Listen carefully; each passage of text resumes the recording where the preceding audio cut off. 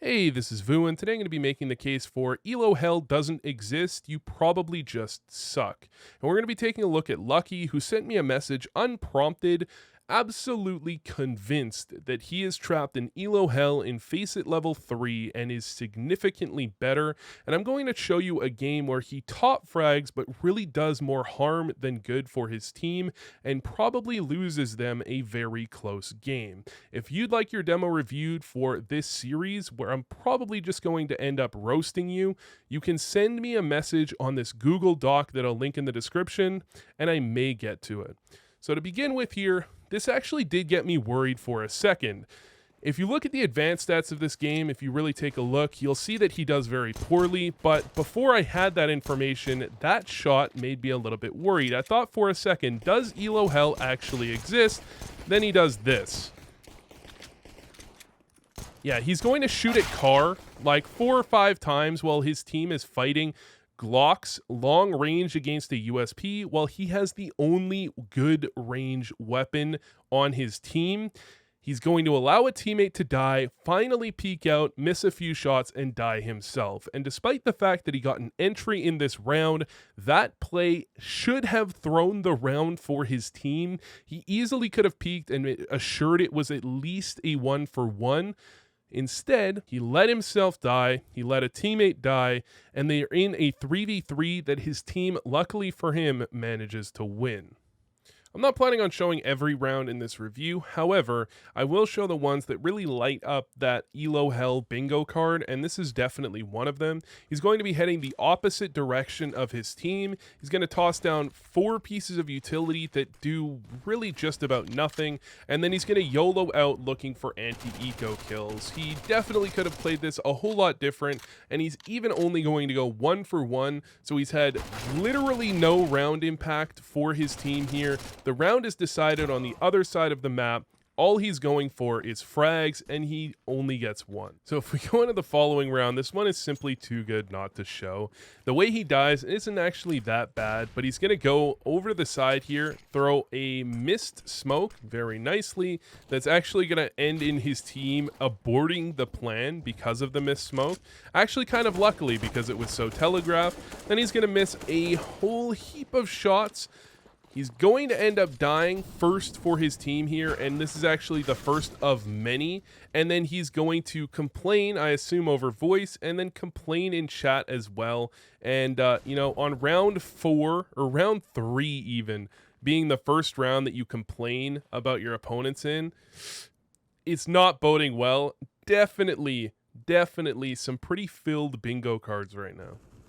So the previous round we looked at, his team actually won despite him. They were 3v5 and they came out on top in that round. And into the following round here, this is going to be the second gun round of the game, and it's going to be his second first death of the game as well. Typically, that's a bad thing, actually. Usually you want to be trying to get at least as many first kills as you do deaths, and he's going to put himself in a terrible spot as well. He posts on an angle where an opper is almost guaranteed to peek, and even if a rifler did peek, they would flash the corner to peek as well. That is a lose-lose situation when it's so easy to just flash over and actually gain some space and maybe get something done. He gets himself killed, and again, puts his team in a terrible spot. I believe he ends this game like something around 1 in 6 for first kills to first deaths, which is atrocious. All right, next up we've got round number 6, where he fulfills sit and T-spawn while his team does all the work. So he's just going to sit and T-spawn, and his team is going to do all the work. And luckily for him, this is actually going to be one of the few rounds where he doesn't die first, because he's nowhere on the map to even make contact with opponents.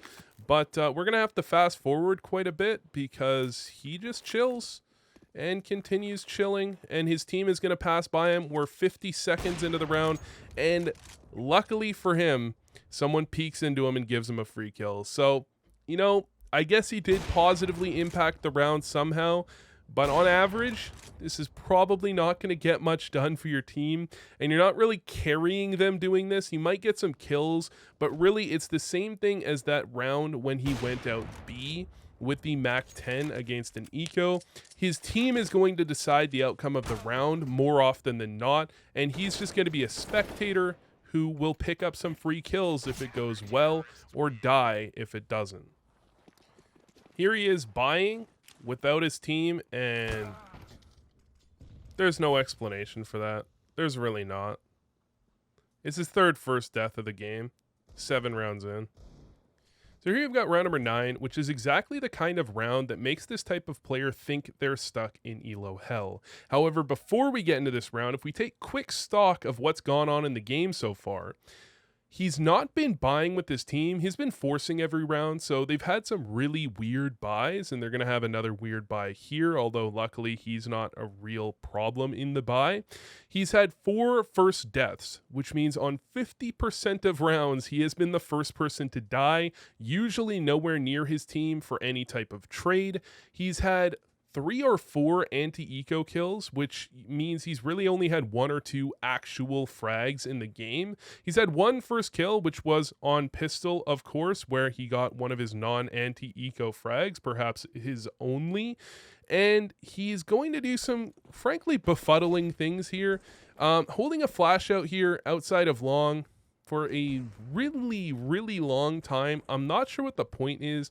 This isn't really a strat, but he's just going to continue holding a flash out for an overly long time before finally chilling in the doors and then flashing long, and 2 of his teammates are going to be dead before he ever makes contact. And this is a thing I just really want to highlight. He's got Furia in his name, but he's playing the exact opposite of the Furia style in that his teammates are always the first ones to make contact. However, once it was into the 3v5, he actually did make a couple of nice kills there, and he's really going to win this round for his team. So this is the type of round where he actually does get something done, and he carries his team to the victory here. However, you can do it without needing all 4 kills if you have more impactful frags earlier in the round. You know, if you entry on long A and get a kill, you can have much more impact than allowing 2 of your teammates to run out and die, and then finally making contact and needing to ace to actually get a round win. And here we've got another, frankly, befuddling first death. His team is going to run out long, take it for free. He's going to throw a random flash in a B, and I just don't understand what the point was here. Completely unnecessary, just gifts the free kill to his opponents. Could have lurked lower tunnels, could have lurked mid, could have gone with his team, but instead he does that. So his team's going to rush long here, round number 12. They're going to push out long. They're going to take long. He's going to sit and T-spawn again, and he's going to fail his one job, which is to prevent flanks. He's going to miss a bunch of shots, but he's going to actually end this round with a couple of kills, which again, more evidence in his mind that it's not his fault. However, realistically, these should be irrelevant kills. It's a 5v3 already. Any kill he gets here should not change the outcome of the round. However, his opponents do kind of gift him some kills that do kind of let them back into the round. However, the flank still does come that he should have been preventing, which gets the CTs a kill, and in fact will get them the round as well. Despite the fact that Lucky got 2 kills here, these kills were as low impact as they can possibly come, killing the T-spawn flank of a failed A push, and he's going to end up losing the round regardless. And it is not possible to have less impact than this. It's really not. It's he got smoked off in middle, and his team all tied in B.